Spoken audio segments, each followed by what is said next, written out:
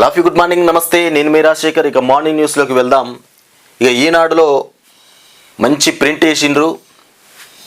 ఈనాడులో పెద్ద బ్యానర్ అయితే వేసిరు. ఈ బ్యానర్ ఏంటంటే ఇక ముఖ్యమంత్రి రేవంత్ రెడ్డి 28వ తారీఖు నుండి గ్రామాలలో దరఖాస్తుల స్వీకరణ చేపట్టబోతుంది. కాబట్టి దానికి సంబంధించి ఇక్కడ ముందుగాల 27వ తారీఖున డిసెంబర్ 27న ఇక ప్రజాపాలన దరఖాస్తుల ఆవిష్కరణ చేయబోతున్నారు.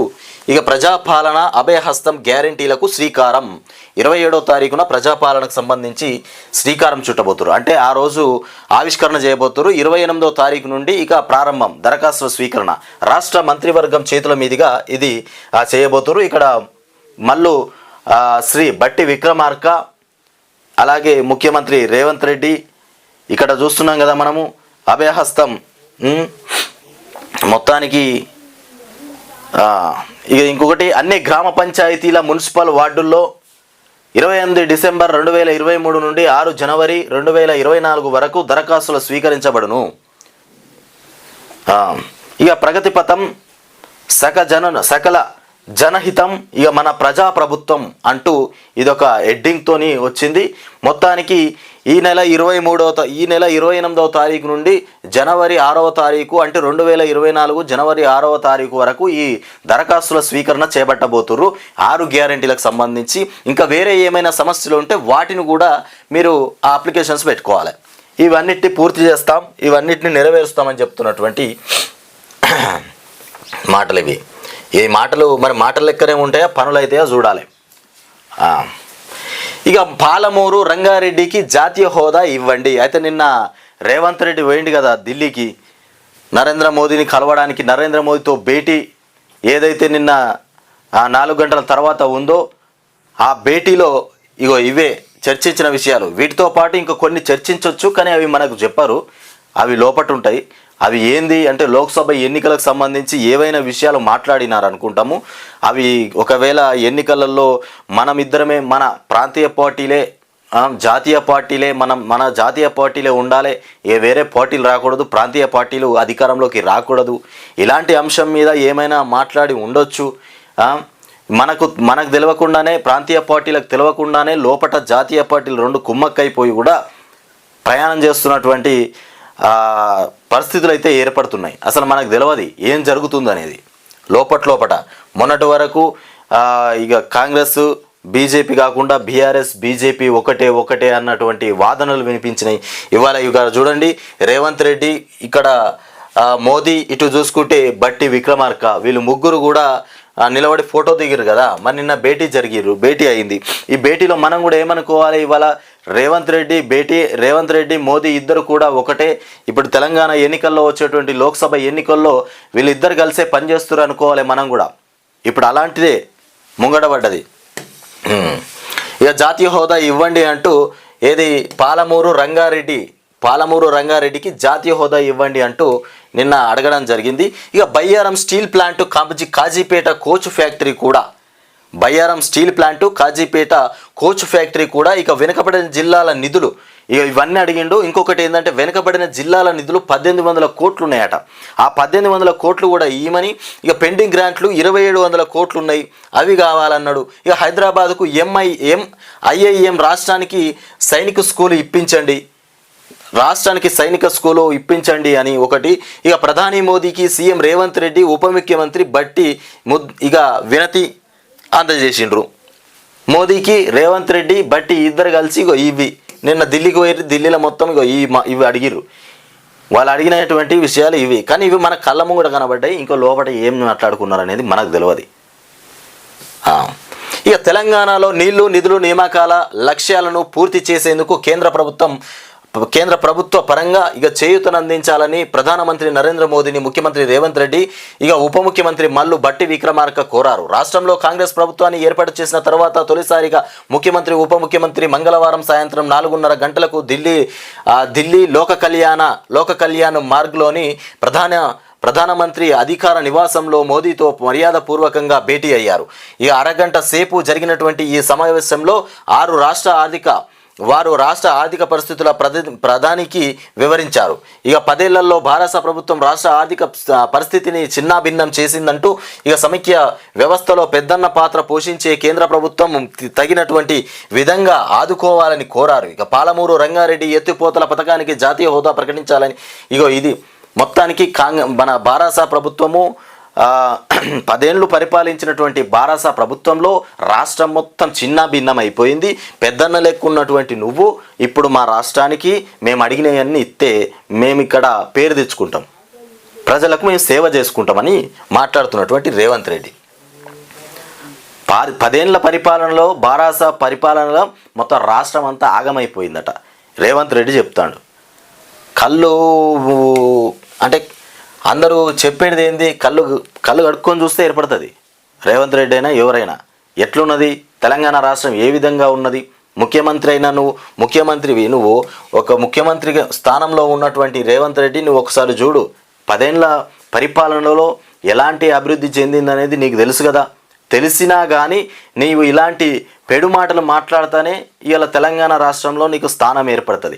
ఇంకొక విషయం ఏంటంటే రేవంత్ రెడ్డి వచ్చేసి తెలంగాణ రాష్ట్రాన్ని ఏదో అభివృద్ధి చేస్తాడనే ఆశతోని తెలంగాణ రాష్ట్ర ప్రజలు ఓట్లు వేయలే.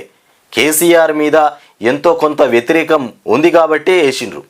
కొన్ని చోట్ల కేసీఆర్ అంటే స్థానిక అభ్యర్థుల మీద కూడా వ్యతిరేకత ఉంది.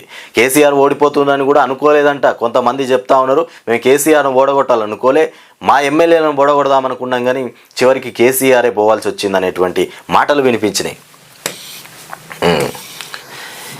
ఇక రాష్ట్రంలో పారిశ్రామిక అభివృద్ధికి చర్యలు. ఇక ముఖ్యమంత్రి రేవంత్ రెడ్డి సీఎంతో ఫాక్స్కాన్ ప్రతినిధుల భేటీ. ఇక పారిశ్రామిక అభివృద్ధికి చర్యలు చేపడుతున్నారు. మొత్తానికి రాష్ట్రానికి పారిశ్రామిక అభివృద్ధికి అంటూ ఇక కొత్త కంపెనీలు తీసుకొద్దామని చూస్తున్నటువంటి రేవంత్ రెడ్డి. ఇక ఫాక్స్కాన్ ప్రతినిధి వీలీకి జ్ఞాపిక అందజేస్తున్న సీఎం రేవంత్ రెడ్డి పక్కన మంత్రి శ్రీధర్ బాబు కూడా ఉన్నారు. ఇక్కడ చూస్తున్నాం మనము. రాష్ట్రంలో పారిశ్రామిక అభివృద్ధికి తమ ప్రభుత్వం కట్టుబడి ఉందని ముఖ్యమంత్రి రేవంత్ రెడ్డి తెలిపారు. తెలంగాణను పారిశ్రామికంగా దేశంలోనే అగ్రగామిగా నిలిపేందుకు కావలసినటువంటి అన్ని చర్యలు తీసుకుంటామన్నారు. పారిశ్రామికవేత్తలతో స్నేహపూర్వకంగా వ్యవహరిస్తూ ఇక వారికి పూర్తి సహాయ సహకారాలు అందిస్తామని కూడా చెప్పారు. ఇక పారిశ్రామిక అభివృద్ధి ఏర్పాటుకు కావలసినటువంటి అనుమతులు సులభంగా అందించడంతో పాటు మౌలిక సదుపాయాలు కల్పిస్తామని కూడా చెప్తున్నటువంటి మాటలు ఇవి. ఇక రేవంత్ రెడ్డి పారిశ్రామిక అభివృద్ధికి చర్యలు చేపడుతున్నామంటూ ఇక ఫాక్స్కా కంపెనీకి సంబంధించి ఫాక్స్కా ప్రతినిధి లీవీకి జ్ఞాపిక అందజేస్తుండే. ఇక్కడ ఇక ఫ్రీ బస్సులు పెట్టిండ్రు కదా. ఫ్రీ బస్సులు పెడితే మహిళలకు మాత్రం ఎనలేని ఉత్సాహాలు, సంతోషం.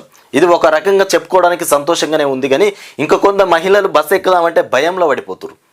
ఏ బస్సులో పోయి కూర్చుందామన్నా కిక్కిరిసిపోతురు, డోర్లకి నూకేసుకుంటారు.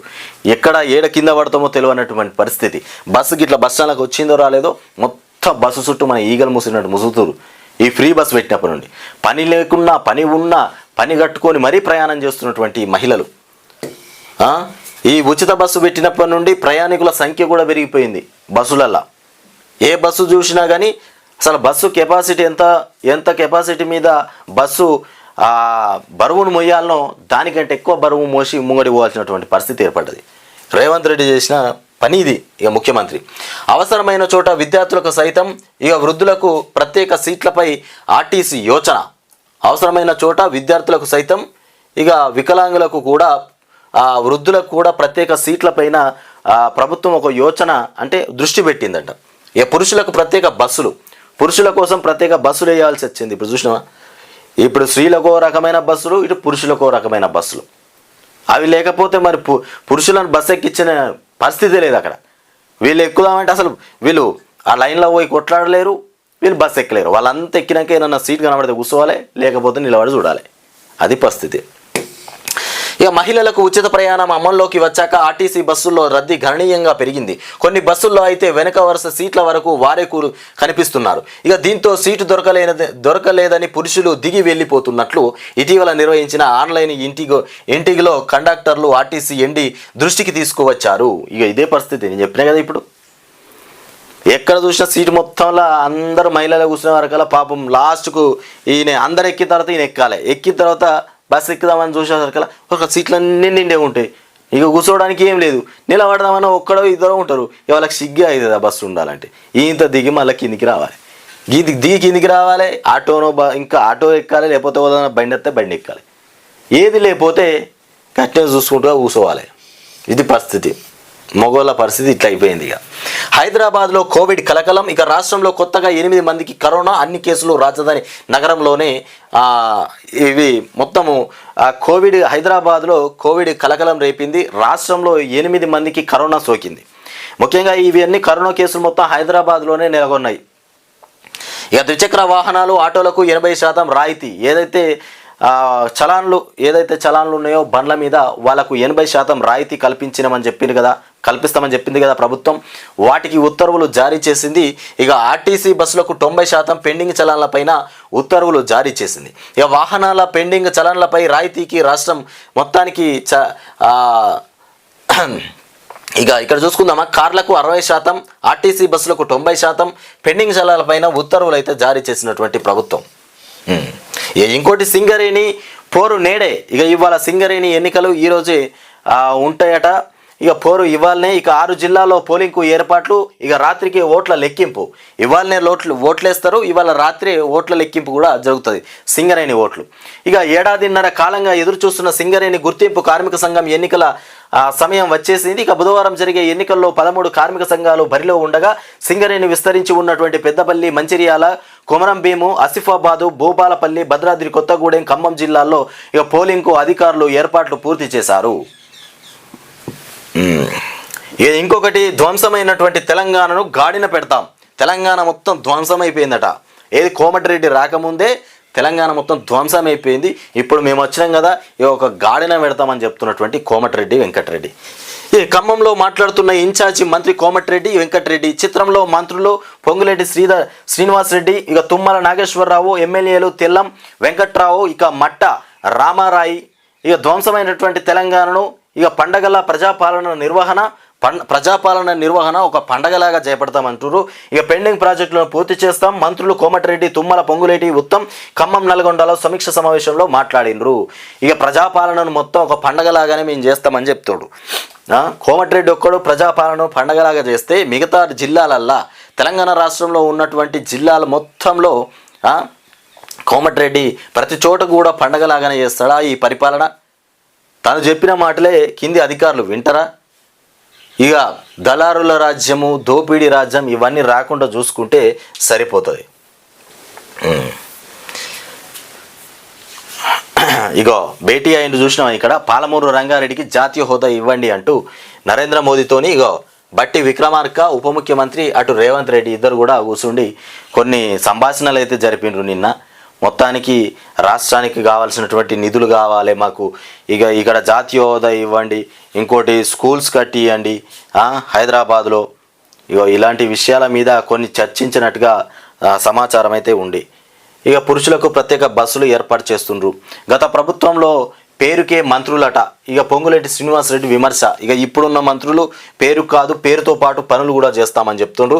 ఇక సమీక్షలో మాట్లాడుతున్న మంత్రి పొంగులేటి, చిత్రంలో మంత్రులు కొండ సురేఖ, సీతక్క కూడా ఉన్నారు. గత ప్రభుత్వంలో పేరుకే మంత్రులుగా ఉన్నారు, మేమిప్పుడు మంత్రులుగా నిలబడ్డాం, మేము చేసే పనులు మీరు చూడుర్రి, 6 నెలల తర్వాత చూడుర్రి మేము చేసే పనులు.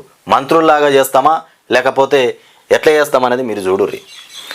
ఇక ప్రజలను పీడించే మంత్రుల్లాగా ఉంటామా లేకపోతే చట్టంతో అనుగుణంగా రాజ్యాంగబద్ధంగా నడుచుకునేటువంటి మంత్రుల్లాగా ఉంటామా? మీరే ముందు చూడండి అని చెప్తున్నటువంటి పొంగులేటి శ్రీనివాసరెడ్డి. గత భారత ప్రభుత్వంలో మంత్రులు కేవలం పేరుకు మాత్రమేనని, వారి శాఖలపై ఏ రోజు సమీక్షలు నిర్వహించలేదని, ఆ కుటుంబం నుంచి ఆదేశాలు వచ్చే వరకు ఇక ఎలాంటి నిర్ణయాలు తీసుకునేది లేదని చెప్తున్నటువంటి పొంగులేటి శ్రీనివాసరెడ్డి. ఇక సాక్షిలో చూద్దాం మనము. సాక్షిలో చూస్తే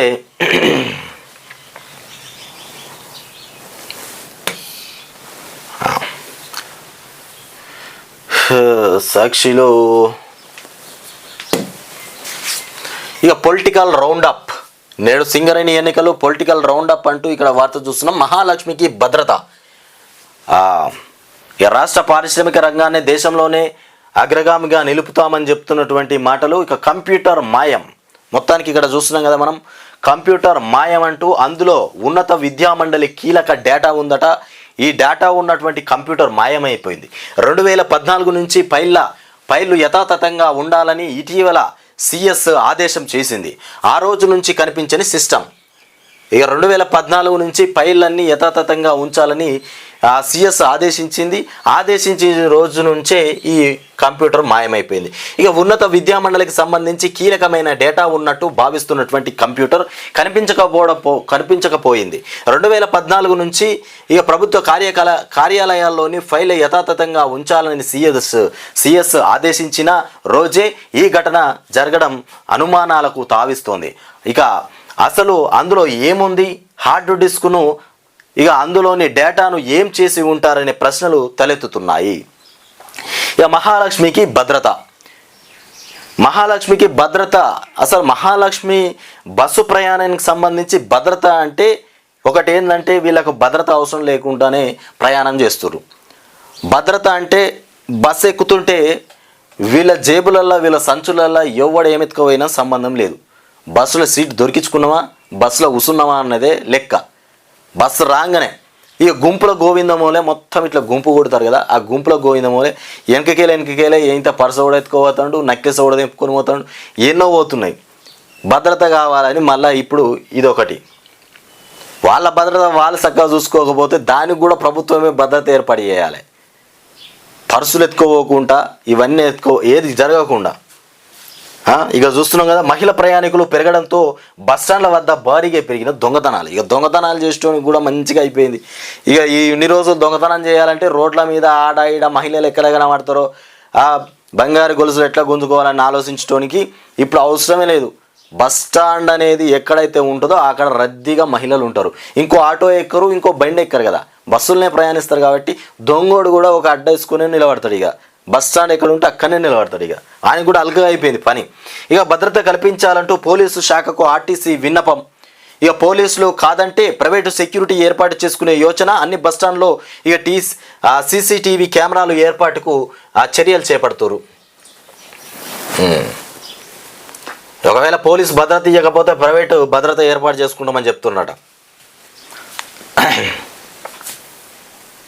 ఇక జర్నలిస్టుల సమస్యలు పరిష్కరించండి అంటూ CM Revanth Reddy deputy CM భట్టికి టీయూడబ్ల్యూజే విజ్ఞప్తి. ఇక రేవంత్ భట్టికి మెమోరాండం అందజేస్తున్నటువంటి టీడబ్ల్యూజే ఢిల్లీకి ప్రతినిధులు. ఇక పొన్నం ప్రభాకర్ ఏం చెప్తుండంటే అర్హుడైన ప్రతి లబ్ధిదారుకి అవకాశం కల్పిస్తాం మంత్రులు శ్రీధరబాబు, పొన్నం ప్రభాకర్ రెడ్డి చెప్తుండ్రు. ఈ 6 గ్యారెంటీలకు సంబంధించి ఏవైతే ఉన్నాయో ఆ 6 గ్యారెంటీలలో అర్హులైన ప్రతి కుటుంబానికి ప్రతి వ్యక్తికి కూడా మేము పనిచేసి పెడతామని చెప్తున్నటువంటి పొన్నం ప్రభాకర్ రెడ్డి, అలాగే ఇక శ్రీధరబాబు ఇద్దరు కూడా చెప్తున్నారు. ఇక బీఆర్ఎస్ దోపిడీ పత్రాలను విడుదల చేస్తామని చెప్తున్నటువంటి కోమటిరెడ్డి వెంకటరెడ్డి 3 దఫాలో నామినేటెడ్ పదవులు. ఇక నామినేటెడ్ పదవులు 3 దఫాలలో ఇస్తారట. ఇక కొత్త ప్రభుత్వం ఏర్పడిన తర్వాత పాత నామినేటెడ్ పదవులు ఏవైతే ఉన్నాయో అవన్నీ పోయినాయి. ఇక 3 దఫాలల్లో ఈ ప్రభుత్వంలో పదవులు ఏర్పాటు చేస్తామని చెప్తున్నారు. ఇక సంక్రాంతిలోగా కొన్ని, లోక్సభ ఎన్నికల్లోగా మరికొన్ని. ఇక పీసీసీ ఇచ్చినటువంటి జాబితా కసరత్తు దాదాపు పూర్తి చేస్తాం. సంక్రాంతిలోపు కొన్ని అంట, ఇక లోక్సభ ఎన్నికల్లోపు మరికొన్ని, ఇక పూర్తిగా ఎన్నికల తర్వాత కూడా పూర్తిగా అంటే ఈ 3 దఫాలల్లా నామినేటెడ్ పదవులను ఏర్పాటు చేస్తామని చెప్తుండ్రు. ఇక నామినేటెడ్ పదవుల కోసం వేచి చూడండి, ఎవరెవరికి ఏ పదవి వస్తుంది, ఎక్కడి నుండి ఫైర్ కొట్టుకోవాలనేది అయితే మీరు రెడీ చేసుకొని పెట్టుకోండి. ఇక అడ్డగోలుగా అప్పులు చేసి ఆస్తులు సృష్టించామని చెబుతారా? ఇక 7 లక్షల కోట్లు అప్పులు చేసి ఆస్తులు సృష్టించడం సిగ్గుచేటు. ఇక అది భావమరిదిల స్వేదం కాదు, ఇక తెలంగాణ ప్రజల చెమటతో సృష్టించినటువంటి ఆదాయం. డిప్యూటీ సీఎం బట్టి విక్రమార్క చెప్తుండు. బట్టి విక్రమార్క నోటికి వచ్చినట్టు మాట్లాడతాడు. ఇక ఇట్లనే ఇక ఆర్థిక చేయూతను ఇవ్వండి, మహాలక్ష్మికి భద్రత. స్వేదపత్రం కాదట అది. ఎంపీ సీట్లు 4 చోట్ల. ఇక వెలుగు దినపత్రికలు చూద్దాం ఏమొచ్చిందో. వెలుగు దినపత్రికలో ఏ వార్తలు వచ్చినాయో చూద్దాం మనం. వెలుగులో చూసుకుంటే ఇక్కడ కూడా ప్రజాపాలనకు 6 గ్యారెంటీలు ఏవైతే ఉన్నాయో వాటికి శ్రీకారం చుట్టబోతుండు. ఏది ఇగో చూడు, 27వ తారీఖున డిసెంబర్ 27వ తారీఖున శ్రీకారం చుట్టబోతున్నటువంటి ప్రజాపాలన.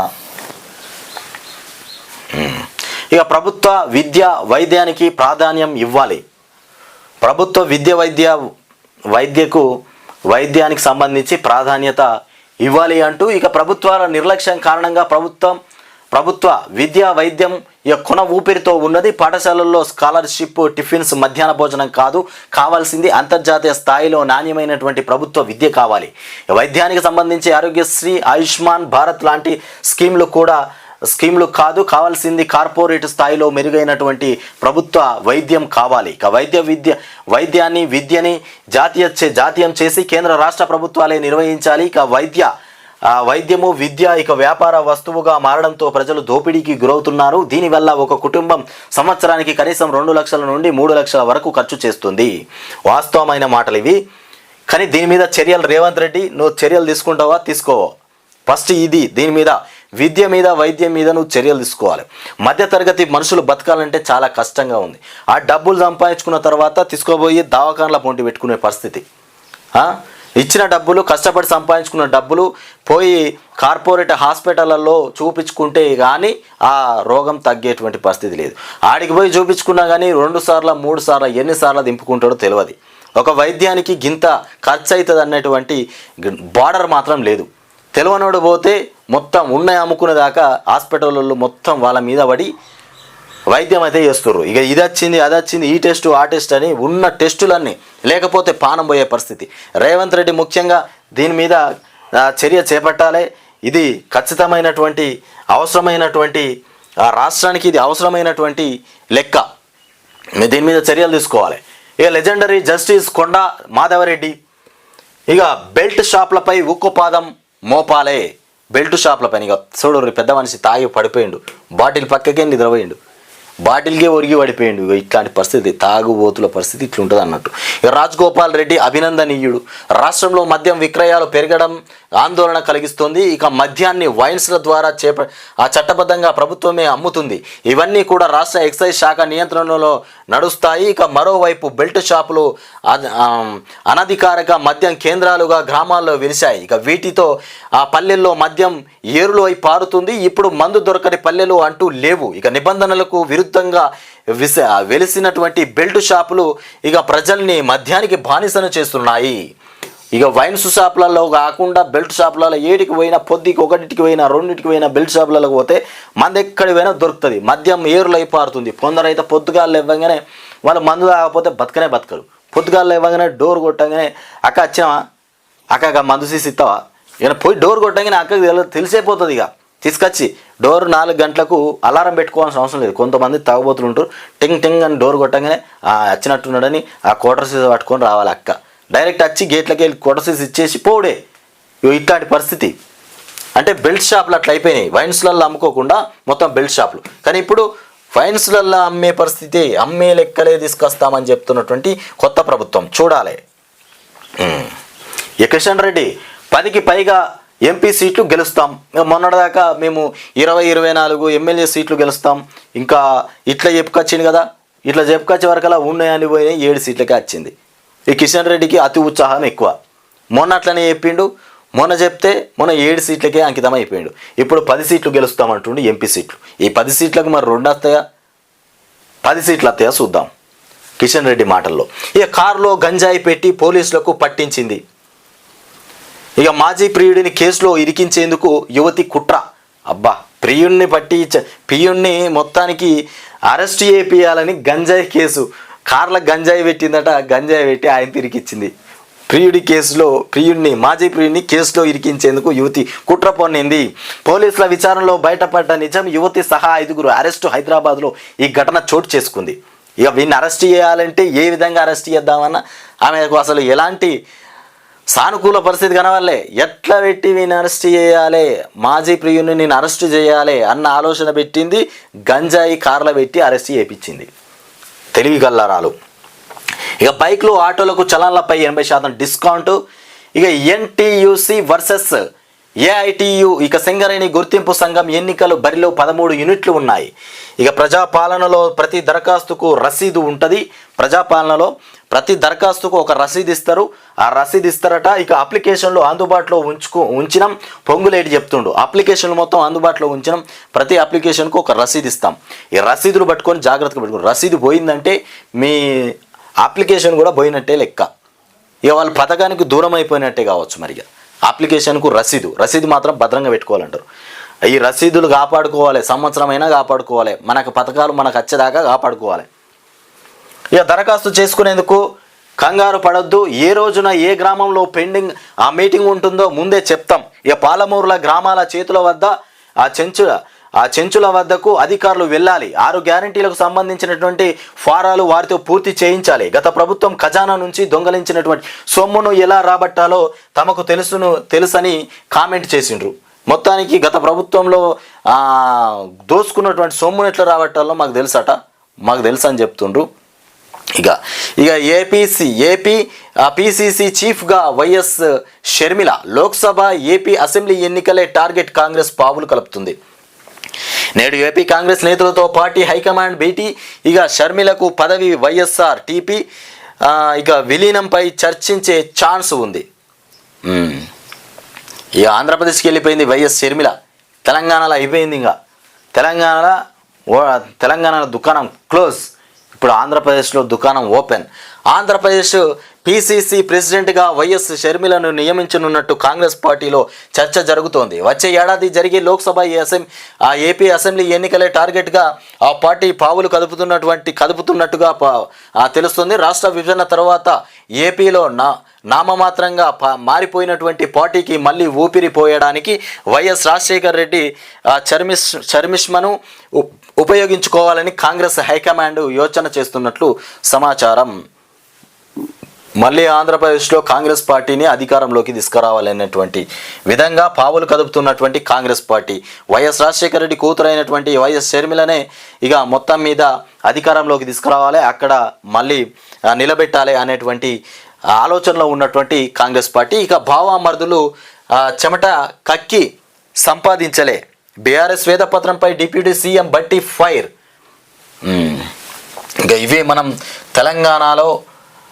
తెలంగాణకు సంబంధించినటువంటి వార్తలు మార్నింగ్ న్యూస్ చూసుకున్నాం. ఇక లోక్సభ ఎన్నికలు మార్చిలోనే.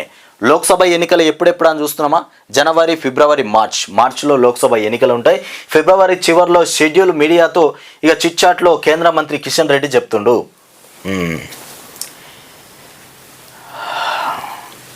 ఇక ఆ కారు నడిపింది షకీల్ కొడుకే. ఇక ప్రజాభవన్ వద్ద ఈ నెల 23న అర్ధరాత్రి జరిగిన రోడ్డు ప్రమాదానికి కారణం బోధన్ మాజీ ఎమ్మెల్యే షకీల్ కొడుకు ఇక సోహైల్ అని పోలీసులు అంతర్గత విచారణలో తెలిసింది. ఇక ఇది 6లో ఉంది. దీని సమాచారం అంతా ఏందో చూద్దాం. మొత్తానికి ఇవి మనం తెలంగాణ రాష్ట్రానికి సంబంధించినటువంటి మార్నింగ్ న్యూస్ చూస్తాం.